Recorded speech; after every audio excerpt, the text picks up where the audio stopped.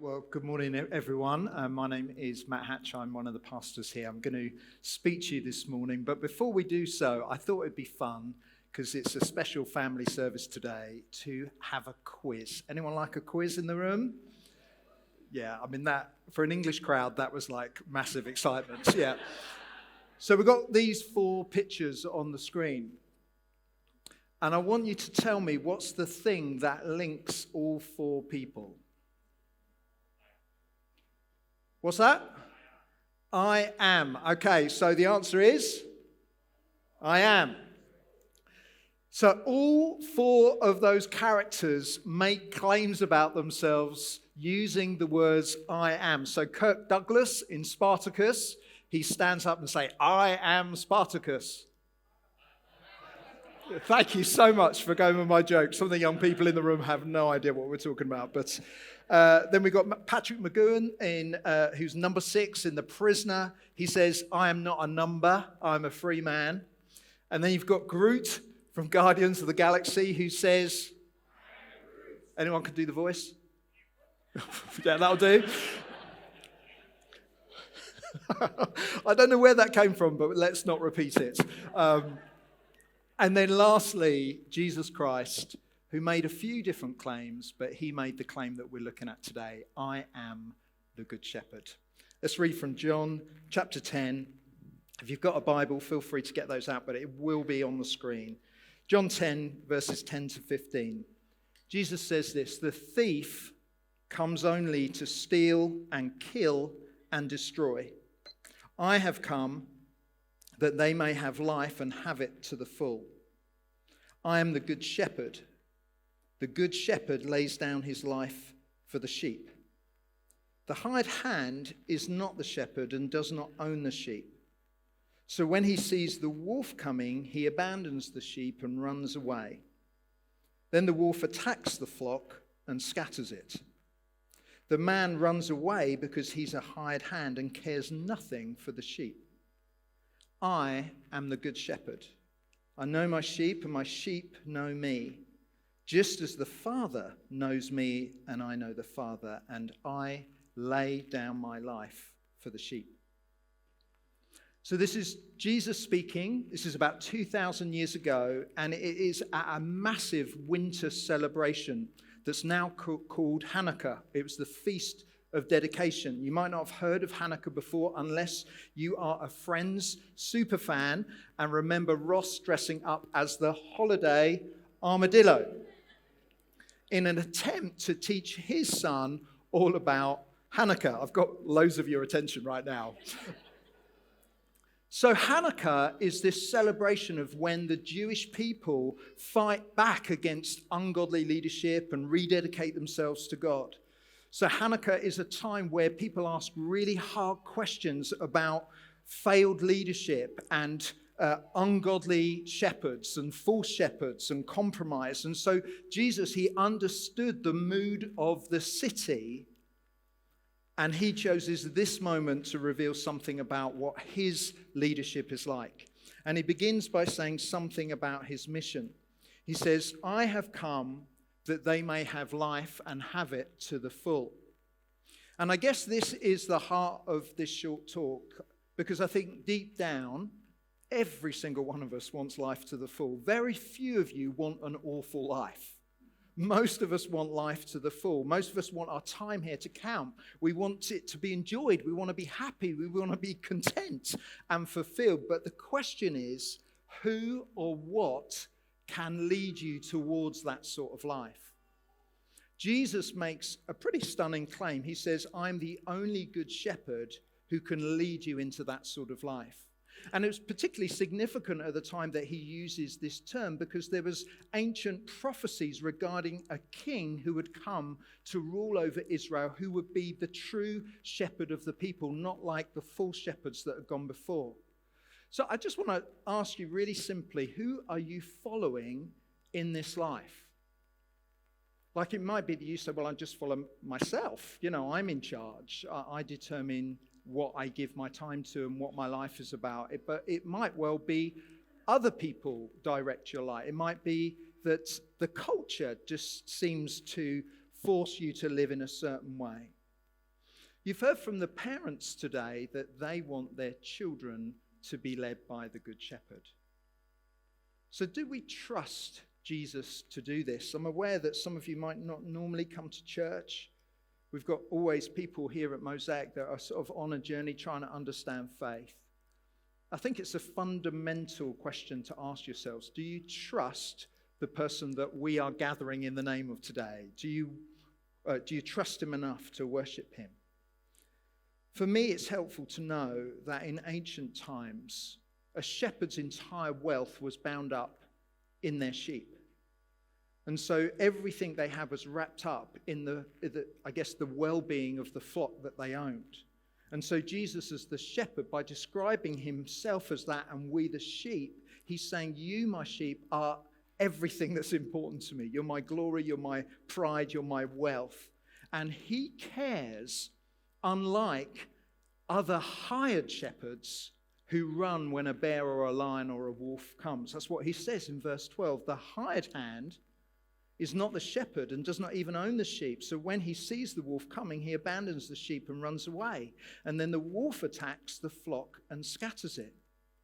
You see, when Christ sees us, for those of us that are Christians in the room, he sees something that belongs to him. He's not a hired hand. He's not going to bail in the day of trouble. In fact, he says in this text, when the wolf comes, he will not flee. He will not abandon us, but he will stand in the gap and he will break the wolf's teeth. How does he do this for us? Verse 11, he says, I'm the good shepherd. The good shepherd lays down his life for the sheep. So the wolf in this story is symbolic. Sure, there would be actual physical wolves that would attack the sheep, but it's metaphorical. He's talking about what really can do us damage. He's not just talking about a random difficulty that might befall us, but Jesus is talking about the greatest enemy that all souls face, which is sin and death. And what he says here is, in the face of snarling, bloody evil, Jesus does not flee. He doesn't abandon us because he's not a hired hand. He's saying, I'm going to lay down my life to kill the wolf once and for all. So you may be like, well, how on earth does that work? Well, let me just try and explain the absolute core of what we believe as Christians in just a couple of minutes. I'm going to use 3 circles.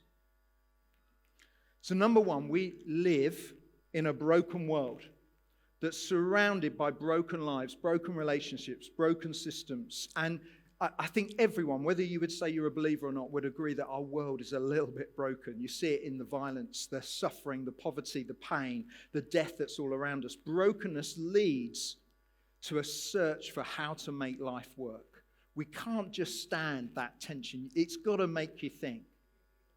In contrast to this brokenness, we also see in the world there's beauty and there's purpose and there's evidence of God's perfect design all around us.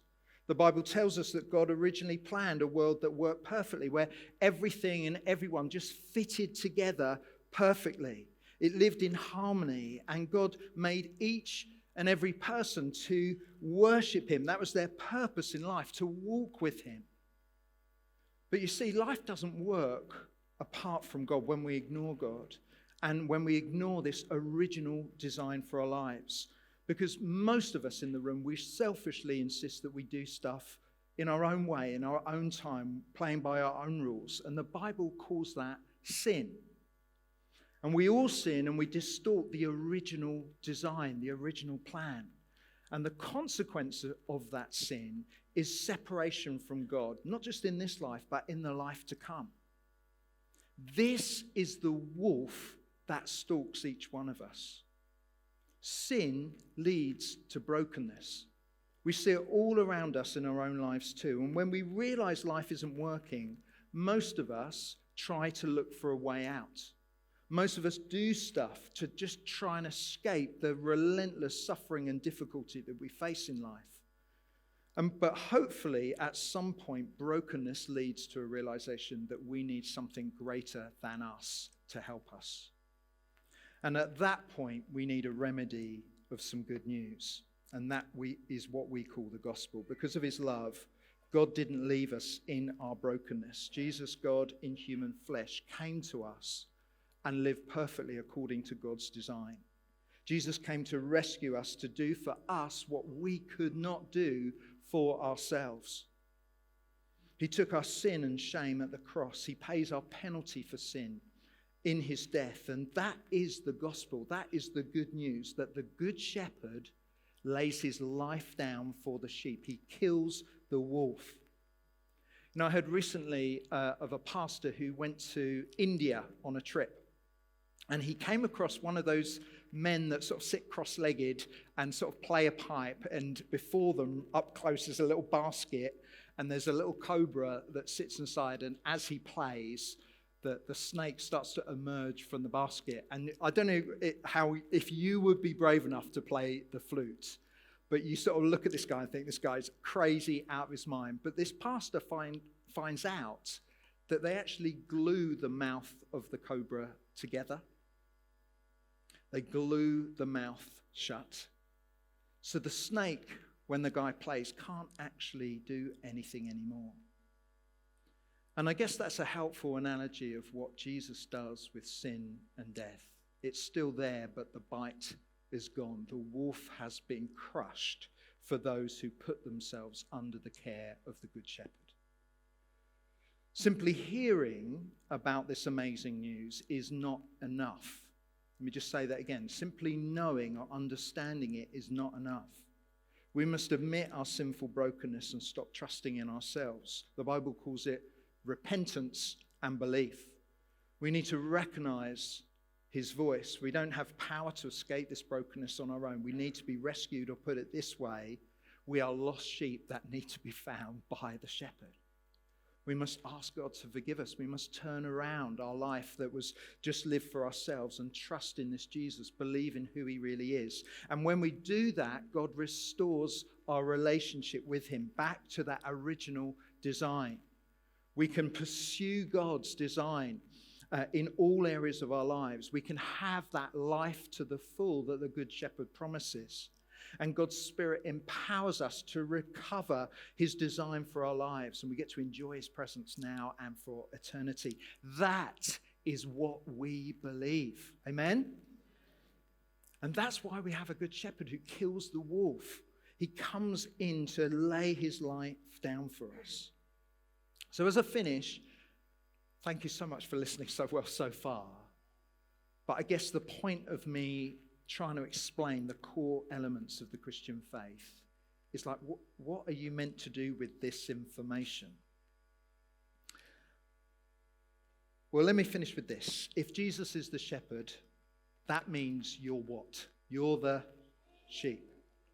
And sadly, and you guys know, animals are not my area of expertise at all. But if you lose a cat, or if you lose a dog, or if you lose a horse, they will either find their way home or survive in the wild. Most animals are survivors, except who? Sheep. Sheep, if set loose, are in trouble straight away. They have no sense of direction. They're fragile creatures. Apparently, if they're upturned, they cannot right themselves. I've never tried that. And basically, sheep simply follow what's in front of them. And so if left to their own devices, because none of them knows where to go, they will just go nowhere. It's interesting, and it sounds a little bit offensive, but really what Jesus is saying this: if he's the shepherd and you're the sheep, you need to humble yourself. To not think so lowly of yourself that you despise yourself or not give yourself a chance, but really to not think too highly of yourself that you think you can do this life on your own. In Britain, sheep are mostly reared for their meat. But in Palestine, where this was written, sheep are kept mostly for their milk and for their wool, and so that means they live a whole lot longer. It means a personal relationship develops between the sheep and the shepherd. The sheep are actually given names and respond to the shepherd's call. And if you've ever watched sheep trials on the TV, you know how difficult it is to get sheep to go in the right direction. It's because British shepherds tend to lead their sheep from behind. It's sort of a bit like pushing a bicycle down the road backwards. It's hard to keep in a straight line, but in Palestine it's a lot easier because the shepherd leads his sheep from the front. The bottom line is this: sheep are in trouble without proper care and leadership. And I want to ask you, is Jesus leading your life? Is Jesus the shepherd that is out in front?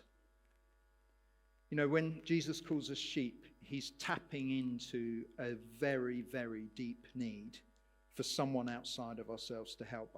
I had that privilege a few years ago of sitting with my dying neighbour.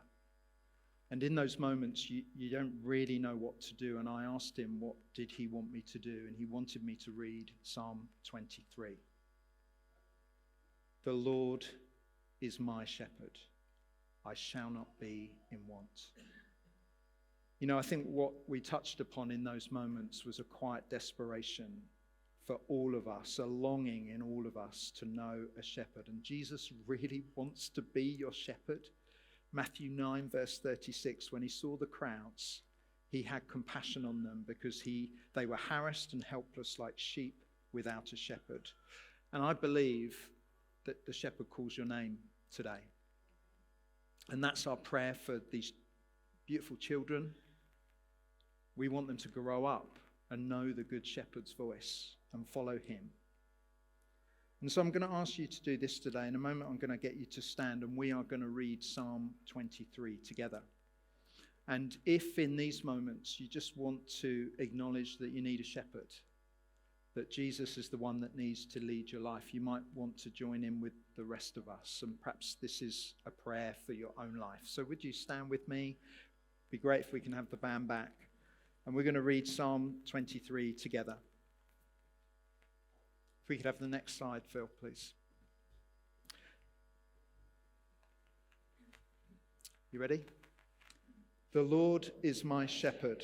I lack nothing. He makes me lie down in green pastures. He leads me beside quiet waters. He refreshes my soul. He guides me along the right paths for his name's sake. Even though I walk through the darkest valley, I will fear no evil, for you are with me. Your rod and your staff, they comfort me. You prepare a table before me in the presence of my enemies. You anoint my head with oil, my cup overflows. Surely your goodness and love will follow me all the days of my life, and I will dwell in the house